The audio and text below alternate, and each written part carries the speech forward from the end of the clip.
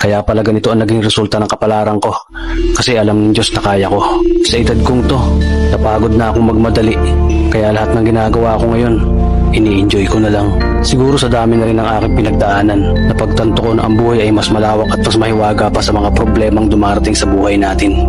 Tumatanda na tayo, baka sa kakahabol natin sa masagana at maayos na buhay, ay hindi na natin na-enjoy ang buhay.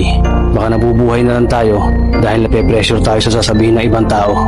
Marami na rin akong mga naging maling desisyon sa buhay, pero lahat yun nagsilbing aral sa akin at natuto ako sa mga pagkakamali ko. May mga taong sobra nating mamahalin at bibigyan ng halaga, pero ibabalik lang sa atin ay kabiguan at matinding trauma. Kaya wag nating lilingunin ng mga taong tulad nila dahil mas payapa kapag hindi ka na interesadong malaman pa kung ano pang balita sa kanila. At wag mong idepende ang sarili mo sa kahit kanino. Tandaan mo, kahit sarili mong anino, iiwan ka din nito kapag madilim na ang paligid mo.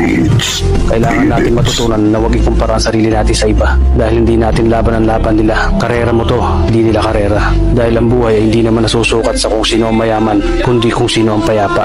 Kaya galingan mo lang palagi tol dahil napakaraming tao mapanghusga, hihilahin ka pababa at lagi mo itong tatandaan.